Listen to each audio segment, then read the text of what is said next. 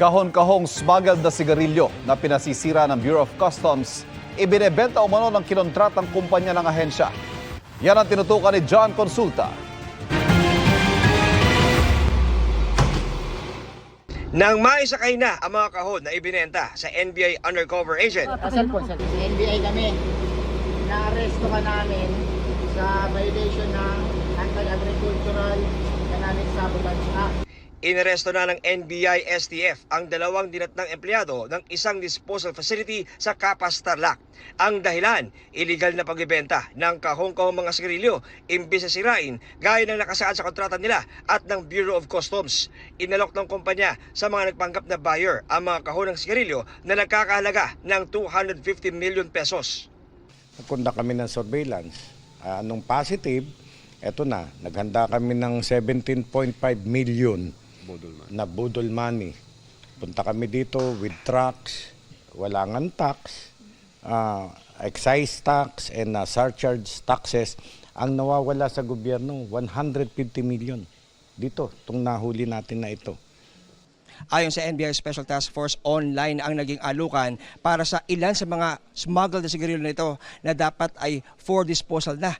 At ang mismong nag-alok ng pagbebenta ng mga illegal na sigarilyo ay mismong environmental consultant ng disposal facility na ito. O bakit naman ibinebenta mo instead na sunugin? Pagdating ko kahapon, may ganito nga pong nangyayari. Napagbilinan po ako na yun na nga po. Kaya, Tanggapin mo yung bayad. opo, ibigay nga po kay at sila po ang magdadala kay boss.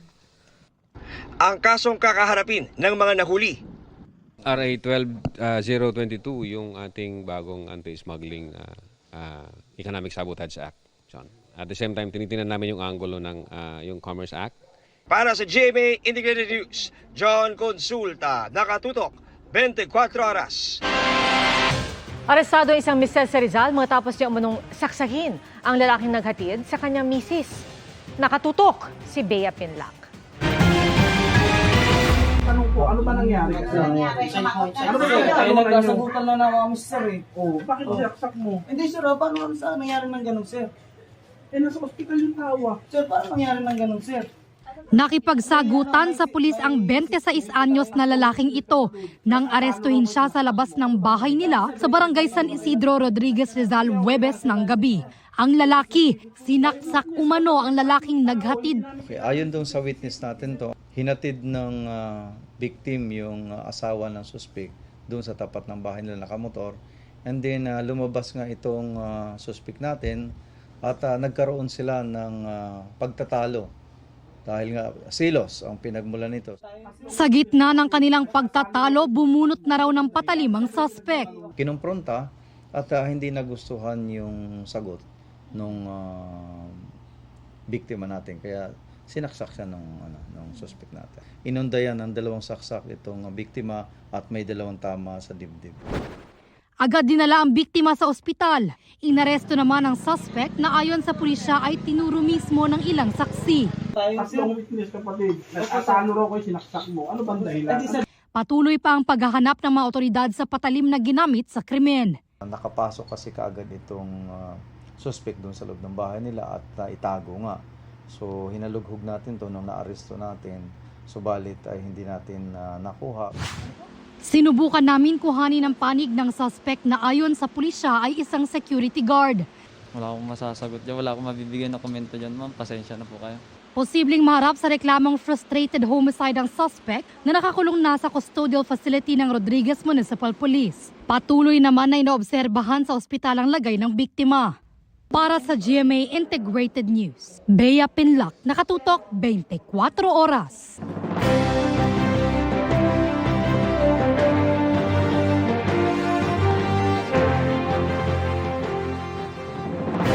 Ngayong midterm election, senador ang pinakamataas sa posisyong pinaglalabanan.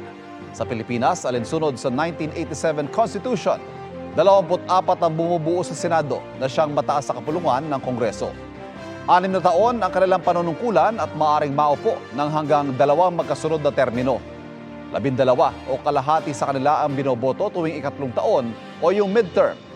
Hindi tulad ng mga kongresista na tumatakbo tuwing 3 taon. Kailangan manatili ang kalahati ng Senado para ipagpatuloy ang Senate policies at alalayan ng mga incoming na senador. Batay sa konstitusyon, ang mga tumatakbong senador dapat natural-born Filipino citizen. Nakatira sa bansa ng hindi bababa sa 2 taon bago ang eleksyon, 35 years old sa mismong eleksyon, marunong sumulat at bumasa at registered voter.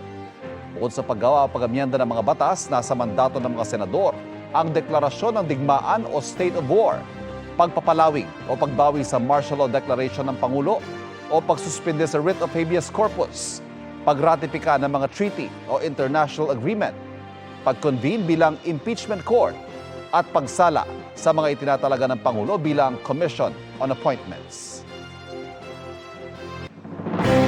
79 na araw na lang ang bagong eleksyon 2025 at iniimbestigan ngayon ng COMELEC ang 4 na posibleng insidente ng vote buying sa mga probinsya.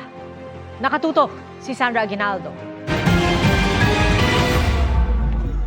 Iniimbestigahan na ng COMELEC ang 4 na insidente ng umunoy pamimili ng boto, kabilang ang pamimigay ng ayuda sa Balingasag, Misamis Oriental habang nakapaskil ang litrato ng 3 local aspirant. Gayon din ang report ng umunoy malawakang vote buying sa Apayao. Sa Baguio City, bineberipika ng komisyon ang ulat ng pamimigay ng 100 pesos ng isang party list organization kasama ang membership ID. Premature campaigning naman ang inireklamo sa Pontevedra, Negros Oriental. Kung may complainant, mas mabuti. Kung wala, kami ho ang tutulong na rin para ma-establish at kung there's enough evidence, minasampulan ho kami noong 2023. Marami ho kaming hindi pinaupo kahit nanalo na. Meron ho tayong mga gobernador na dinisqualify noong 2022 while they're seated.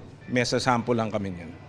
Lumagda rin ang kontrata ang COMELEC at ilang telco at partners nila para sa mabilis na transmission ng resulta ng botohan.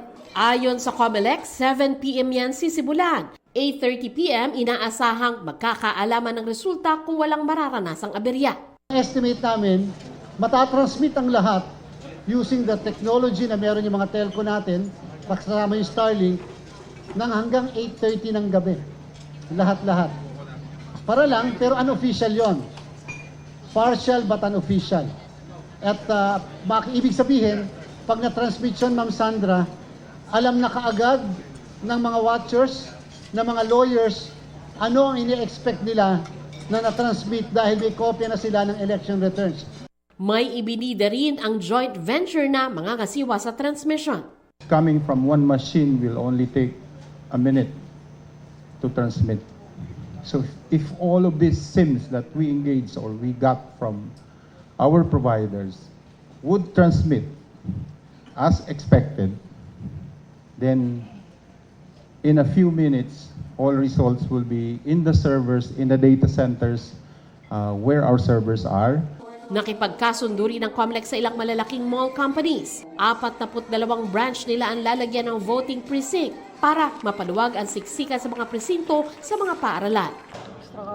Formal na ring umatras sa senatorial race si Dr. Willie Ong sa pamamagitan ng pagharap ng kanyang may bahay sa COMELEC. Nagpapagaling pa kasi siya sa cancer.